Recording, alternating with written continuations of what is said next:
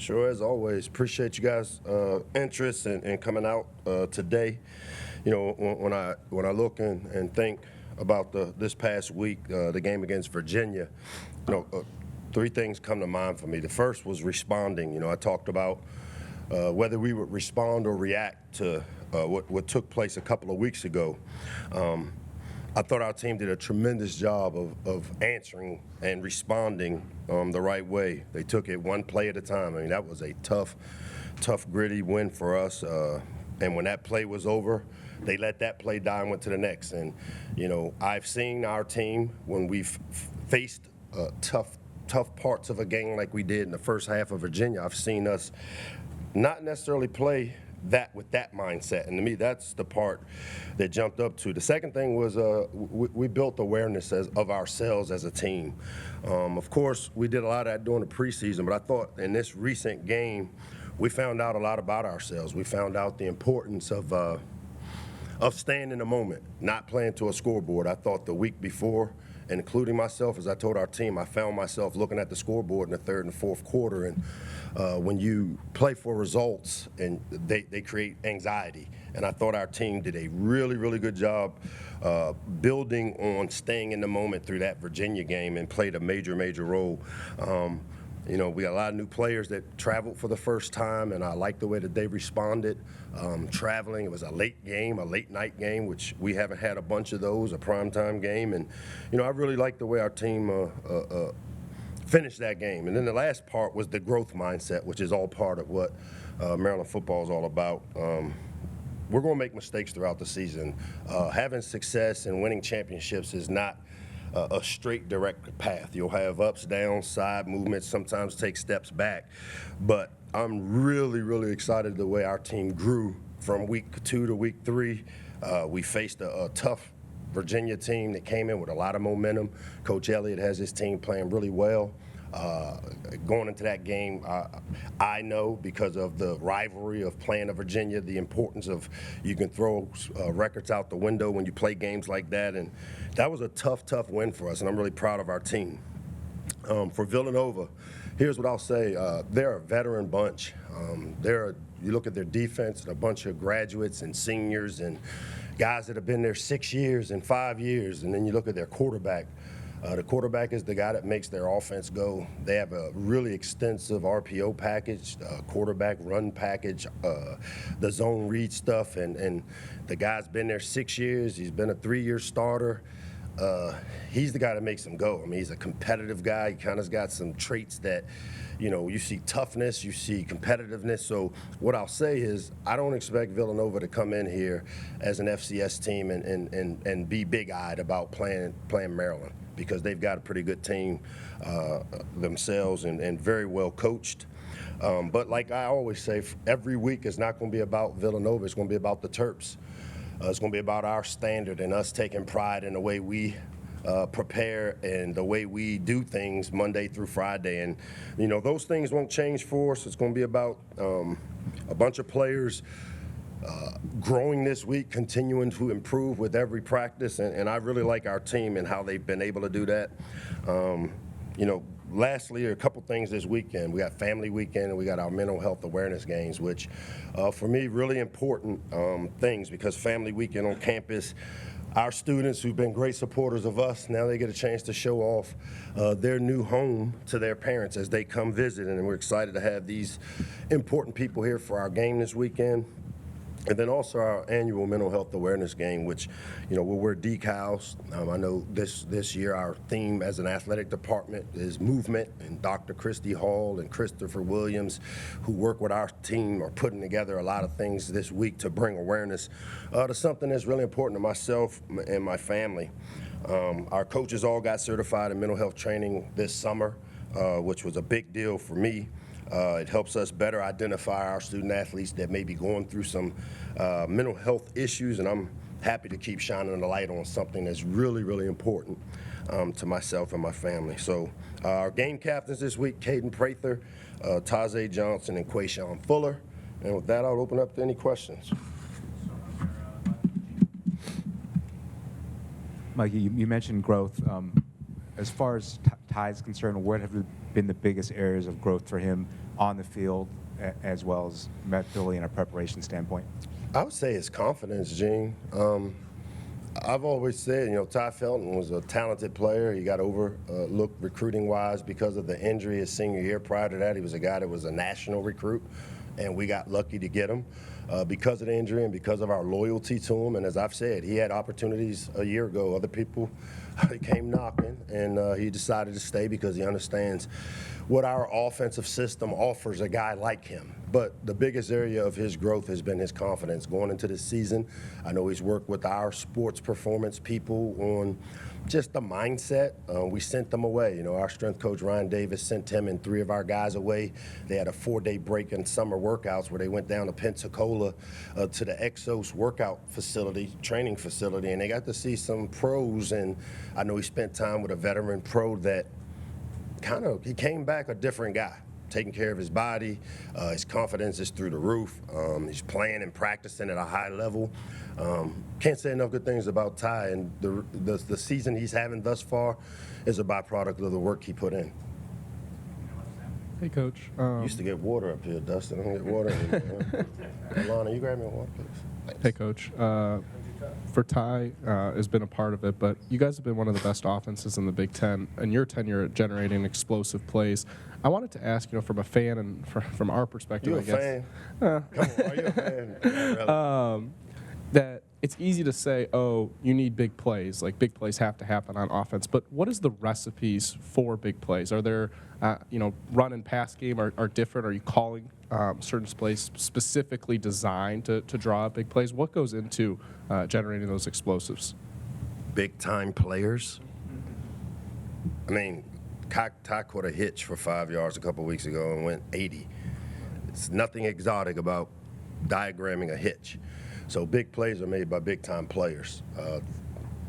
Simple and plain. Our system, every play that you design on offense, you usually have it designed to where it blocks everybody, but it comes down to 11 guys, or a good percentage of those 11 guys, winning their battles. But when it comes to big plays, sure, as a play caller, you see the way people react to plays, and that's one of the beauties of having people up in the box is all of a sudden you see reactions, and you see us hit some double moves because of us maybe throwing the hitch 3-4 times, getting 5-6 yards, and then all of a sudden we see that corner get antsy.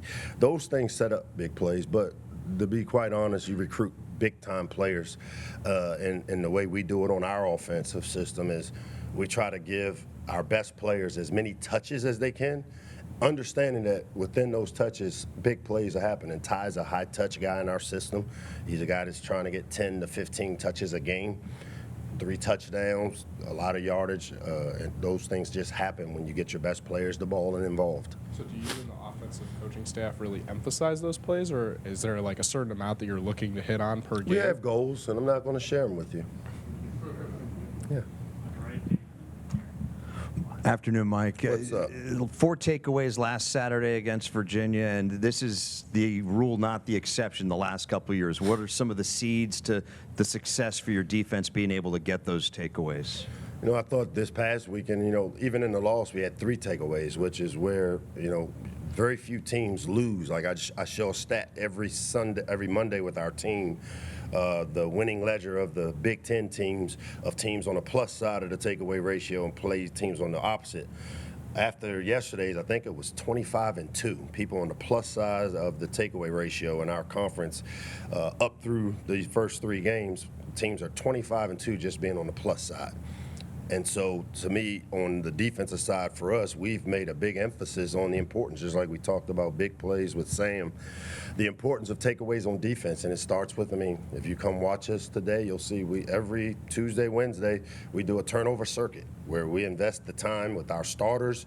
We're working on protecting the football. Our defensive guys are working on taking the ball off their bodies, and it's good on good work. And we rehearse trying to take the ball away. But I thought this past week and a couple of the times we did a good job of showing one picture, disguising our coverage and then getting out of it.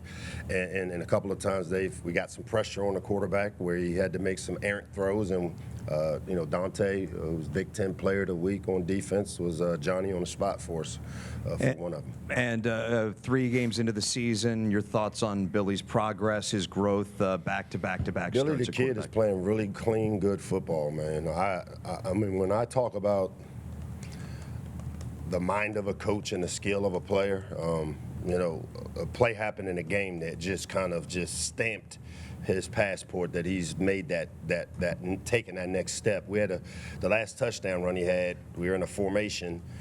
He saw that there was a blitz coming off the edge and something that's not even in our system. He points at Caden Prather and says, "Hey, you come in here, line in close, and turn out on him," which allowed the edge rusher to not be a free hitter. Like, that's mitigating risk. That's having the mind of a coach, but still the skill of a player. And Billy's playing really clean for us, making good decisions. I think there's still some growth in there for us in terms of, the consistency. And then, as I like to say, he always has one or two Billy balls during the game where he throws into team meetings and throws the ball in areas that the ball should not go, and we've got to eliminate those plays. And to me, I'm really pleased the way he's playing. Mike, you talked about Ty going down in Pensacola. I'm just curious about Ty and Billy Edwards' relationship, their connection. Can you talk about, do they work extra time, or what is that connection? What is that relationship like? Our whole team, we got a team full of workers, and that's why when I came in here earlier this summer and talked about the work ethic of this team is phenomenal, and it's not just the good players or guys that you write about. This team has that and understands putting in and doing the work, and they've embraced that piece of it, almost to the point where I've had to coach them up on maybe having a little more fun and enjoying it, because as an 18 or 22-year-old, and you take on this responsibility, and everybody you have these influences and all this information at your hands, and it creates anxiety. And I've done everything I can to release pressure on these guys to understand and love the way we prepare. And we talk about practice being the show. Make practice the show, not Saturday. The show should feel like practice. And so the big emphasis for this team has been that, and Billy and Ty exemplify that. Ty's done a lot of work behind the scenes. I said something to him in the team meeting yesterday. He's a guy that was catching off the lobster, the tennis ball machine, from 11 p.m. to 1 a.m. And he's in there in the summer, and he's in there in the off season, and he's doing them when nobody's watching, when nobody's writing articles, nobody's talking about how bad we are. He's working, and all that is being seen now because of the stuff he did and the pride he took in doing the work in the dark. Mike, do you have an update on Andre Roy Jr.? I don't.